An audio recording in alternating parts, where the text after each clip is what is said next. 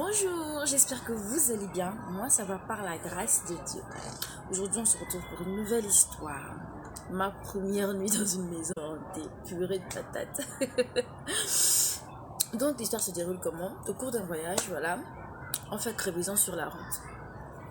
Évidemment, bon, pas évidemment, moi, je sais pas comment le chauffeur s'est arrangé de manière à ce qu'il ne puisse pas avoir de route de secours. Et comme ça, une certaine heure tardive, malheureusement, la crevaison nous a attrapés. Entre une forêt et un village. Donc le chauffeur propose, bon, pour éviter d'être surpris par des quelconques animaux, on va aller demander au chef du village qui est juste à côté de nous héberger. Évidemment, on accepte juste pour la nuit. Donc voilà, on arrive, le chauffeur va cogner chez le chef du village. C'est facile de reconnaître le chef du village, il y a le drapeau. Donc il cogne et tout, le chef du village accepte. Il dit, bon d'accord, il y a une maison qui est en pleine construction. Là, elle n'est pas totalement terminée, mais elle est déjà habitable. Donc, vous pouvez aller là-bas dormir juste cette nuit. Et là, on est parti, on a dormi. On était nombreux quand même, hein, et puis la maison était pas mal, était quand même assez grande. Donc, on dort et tout. Moi, j'étais avec ma soeur Ruth, ma grande soeur. On dort. On dormait avec une femme enceinte aussi, hein, je crois. Oui, il y avait une femme enceinte. Pendant qu'on dort, à une certaine heure, au niveau de la toiture, et puis il y avait la moustiquaire. Donc on dormait sur un lit, il y avait la moustiquaire.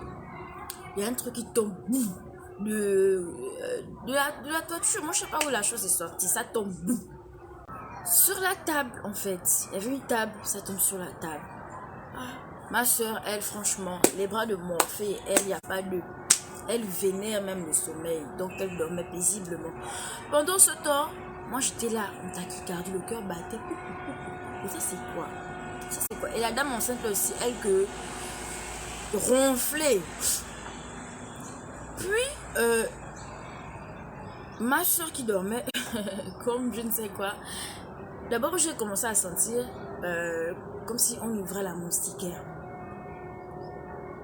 J'ai essayé de piquer ma soeur pour lui dire qu'il y a quelqu'un qui entre dans la moustiquaire. Parce que moi, je dormais au milieu. Ma soeur, la personne a touché son pied. Et elle a commencé à bouger. Que Tina, bon, écoute, Tina, c'est mon petit prénom de la maison.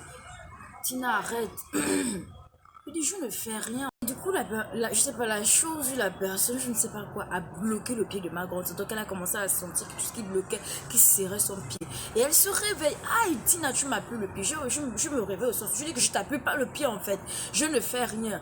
La dame enceinte aussi a commencé à se réveiller. Et elle a commencé à avoir mal au bas. Aïe, aïe, aïe, j'ai mal, j'ai mal. Qu'est-ce qu'il y a?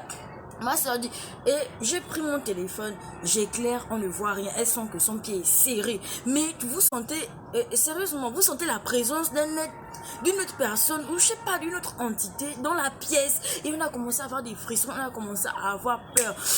C'est comme ça, le cœur commence à me dire, fais le Notre Père. J'ai commencé le Notre Père. Qui je suis? Mais le Notre Père, là, je vous assure que je me trompais même tellement. J'avais peur. Sérieusement, j'avais peur. Et ma soeur aussi avait peur. Quand elle a commencé à prier, la dame en a commencé à prier parce qu'elle était chrétienne, elle a commencé à lancer les psaumes et tout. La pression au niveau du pied de ma soeur a commencé à ne plus, voilà, ça ne serrait plus.